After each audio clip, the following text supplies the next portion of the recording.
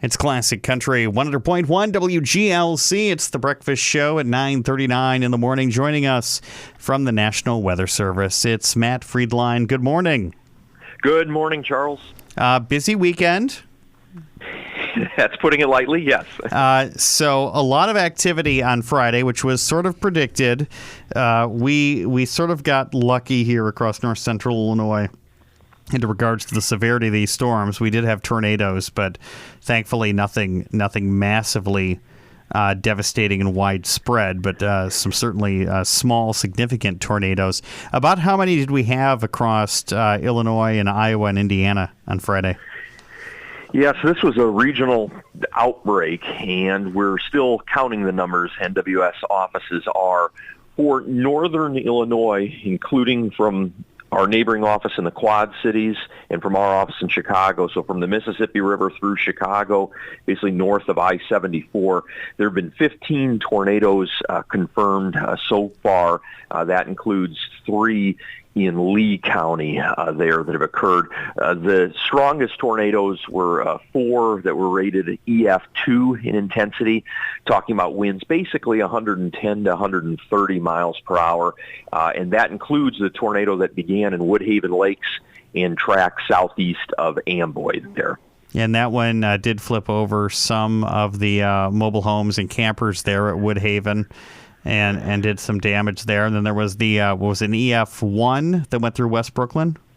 That's correct. Yeah, winds about 95 miles per hour at that one that struck West Brooklyn. That developed just south of Sublette, it looked like, and tracked east-northeast right through West Brooklyn there, damaging the First State Bank, a couple other structures in town, and a lot of trees. Yeah, so you guys were out surveying the damage.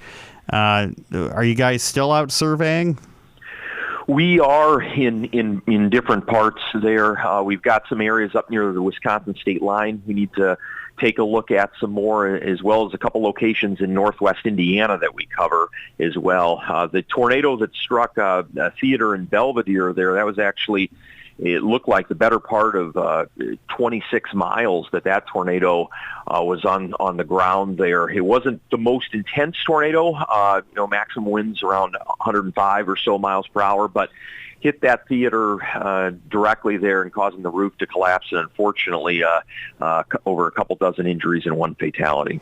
Yeah, and that's sort of an odd situation there too, where you'd think being in a larger building like that, that's sort of the safest place to be, but it really does emphasize the thought of interior walls and bathrooms.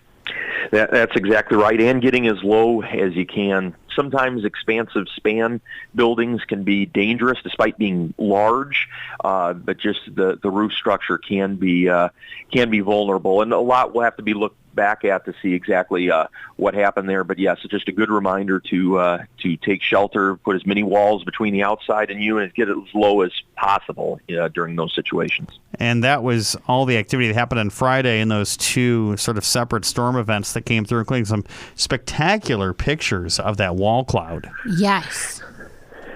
Right. Yeah. There have been so many photos we need to sift through. People got a lot of pictures, of course, of the damage, but also as the storms came through. We heard a lot of good accounts, though, on people planning ahead of time, either postponing events or rearranging schedules to make sure they weren't out and about in a bad situation, or that there were post-school activities, just planning ahead with the severe weather risk, and that was wise. Now, we have another window of severe weather that could be coming. I've seen a bunch of prognostication on this next system. What are you guys seeing so far as to the risk for severe weather across north central Illinois on, pretty much this afternoon through Tuesday?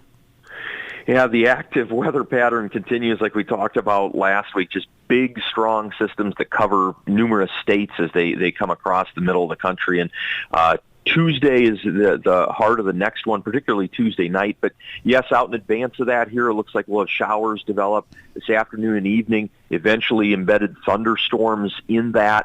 And there could be some isolated hail, quarter size or a little larger, mainly tonight, this evening into overnight. That looks like it'd be scattered if that occurs. And then Tuesday, tomorrow's severe weather risk. It's a different character than Friday's event in that Friday we were confident all areas would see thunderstorms in 2 rounds of thunderstorms. For tomorrow, we're less confident that everywhere will actually see thunderstorms. However, the ceiling is every bit as high in terms of the hazard risk if thunderstorms develop, if not even a little higher than Friday's event. But there's uncertainty if we'll actually get thunderstorms to develop. And if they develop, they may only be scattered in coverage. They actually probably only will be scattered in coverage, but they will be that supercell type thunderstorm. Those are the strongest of thunderstorms, and they're, by definition, rotating thunderstorms. So that tornado risk comes with them, and then the wind and hail risk, too. So these would develop in Iowa and then pop up in clusters and slide across to Illinois?